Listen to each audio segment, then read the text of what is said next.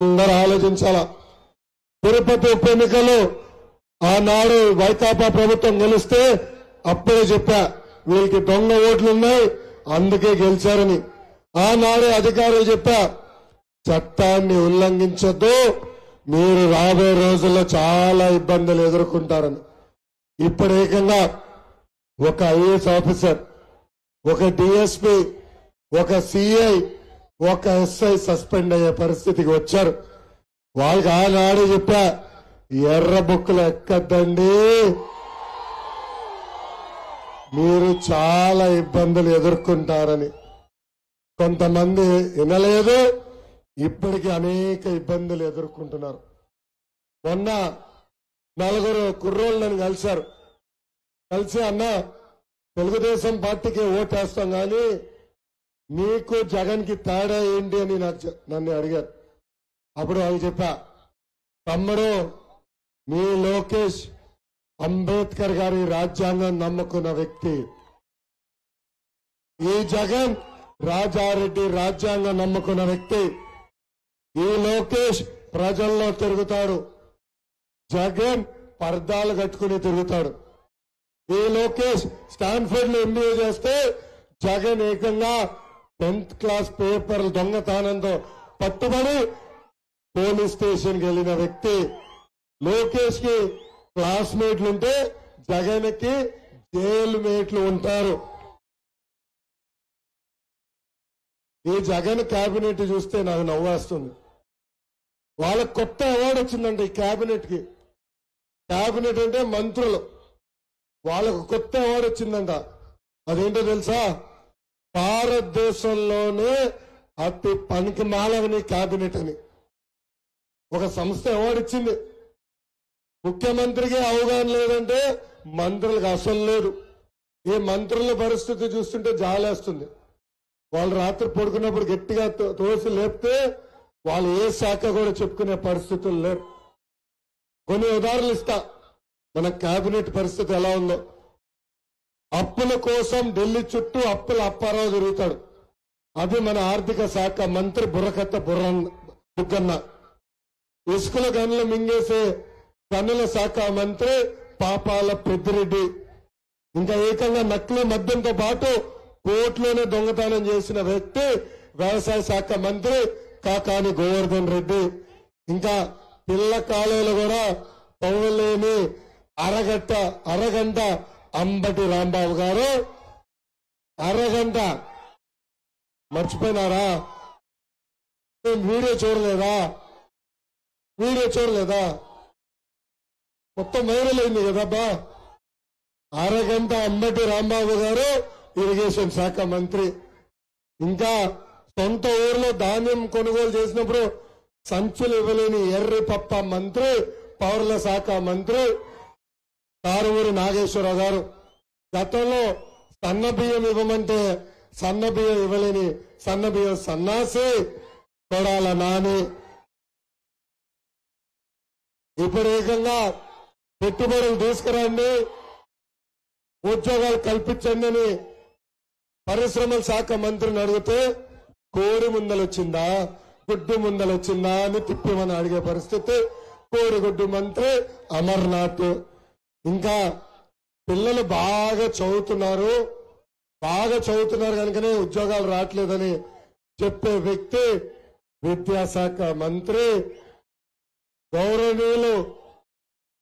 గౌరవనీయులు పెద్దలు బొత్స సత్యనారాయణ గారు. ఇది మనకున్న మంత్రివర్గం.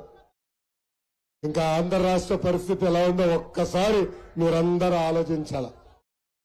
ఈ సైకో జగన్ ఒక కొత్త పథకం తీసుకొచ్చాడండి, అది స్విమ్మింగ్ పూల్ పథకం. అంటే అందరూ ఈత కొట్టాలంట. వాళ్ళ నాయకులు ఊరూరు తిరుగుతూ ప్రతి ఊరికి ఒక స్విమ్మింగ్ పూల్ తీసుకొస్తా అన్నారు. అనుకున్నాం బాబు ఇది చాలా డబ్బులతో కూడింది కదా, స్విమ్మింగ్ పూల్ ఎట్లా తీసుకొస్తారనుకున్నా. తర్వాత నాయకుడిని అడిగిన, మా మంగళగిరిలో వైకాపా నాయకుడిని అడిగిన, అన్న ఊరూరు స్విమ్మింగ్ పూల్ ఎట్లా అవుతుందంటే, అరే రోడ్లు చూసినావు కదా ఎంత పెద్ద గుంతలు ఉన్నాయో, అందుకే ఊరూరు స్విమ్మింగ్ పూల్ ఇస్తా అన్నా అని చెప్పాను. దాంట్లో పొరపాటున స్కూటర్ వెళ్తే బయటకు వచ్చే పరిస్థితి లేదు. రోజుకి వందలాది మంది ఈ రోడ్ల పైన తిరిగి చనిపోయే పరిస్థితి.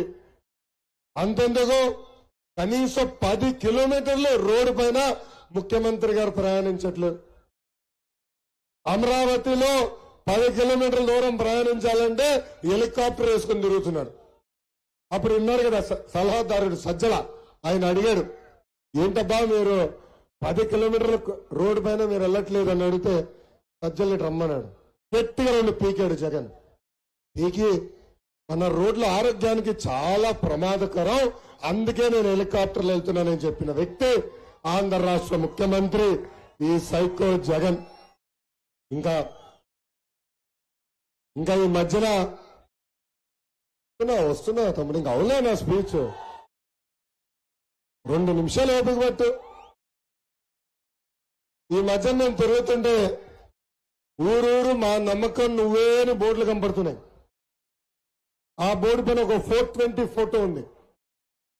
ఆ 420 జగన్ నేను అడుగుతున్నా, సొంత తల్లి చెల్లి మిమ్మల్ని నమ్మట్లేదు, మేమెట్లా నమ్మాలి స్వామి అని. ఎన్నికల ముందల తల్లిని రోడ్డుపైకి గెంటాడు ప్రచారం చేయమని. ఆయన జైల్లో ఉన్నప్పుడు చెల్లమ్మ పాదయాత్ర చేసింది. 2019లో ఏకంగా బస్ యాత్ర చేసి ఈయన గెలిపిస్తే అధికారంలోకి వచ్చిన తర్వాత సొంత తల్లి చెల్లిని మెడబట్టి బయటికి గెంటేసిన వ్యక్తి జగన్. ఇక్కడున్న అక్క చెల్లెలు పెద్దమ్మ చిన్నమ్మలు ఆలోచించాలా. ఇంట్లో ఉన్న మహిళలకి న్యాయం చేయలేకపోతే మనకి న్యాయం చేస్తాడా ఈ జగన్ అని ఆలోచించమని కోరుతున్నా. ఇప్పుడు ఏకంగా వాళ్ళ దగ్గర పేటీఎం కుక్కలు ఉన్నాయండి, వాళ్ళకి 5 రూపాయలు కొడితే చాలు ఏమైనా చేస్తారు. ఇప్పుడు ఏకంగా షర్మిల గారు పుట్టుక గురించి పెళ్లి గురించి మాట్లాడే పరిస్థితికి వచ్చారు. ఈ పేటీఎం బ్యాచ్ చెప్తున్నా, మీ పేర్లు కూడా ఉన్నాయి స్వామి ఎర్ర బుక్ లో. 2 నెలలు ఓపిక పెట్టండి, మిమ్మల్ని వెంటాడుతామని ఈ సభాముఖంగా హెచ్చరిక జారీ చేస్తున్నా. ఇంకా ఈ జగన్ ఒక అద్భుతమైన కటింగ్ ఫిట్టింగ్ మాస్టర్. ఏంటది? Cutting fitting master. తల్లి మీకు జగన్ బటన్ నొక్కుతాడు, కానీ అది మీకు ఒకటే బటన్ కనపడుతుంది, అది బులుగు బటన్. పళ్ళ కింద ఎర్ర బటన్ ఉంటుంది తల్లి, అది మీకు కనపడదు. బులుగు బటన్ నొక్కుతాడు, అకౌంట్లో 10 రూపాయలు పడుతుంది తల్లి, ఒప్పుకుంటా. కానీ అదే క్షణం ఎర్ర బటన్ నొక్కుతాడు, అకౌంట్ నుంచి 100 రూపాయలు ఉష్ పోతుంది తల్లి. ఎలా పోతుందో చెప్పాలి కదా. కరెంటు ఛార్జీలు 9 సార్లు పెంచి బాధుడే బాధుడు. ఆర్టీసీ ఛార్జీలు 3 సార్లు పెంచి బాధుడే బాధుడు. ఇంటి పన్ను పెంచి బాధుడే బాధుడు. పెట్రోల్ డీజిల్ గ్యాస్ ధర పెంచి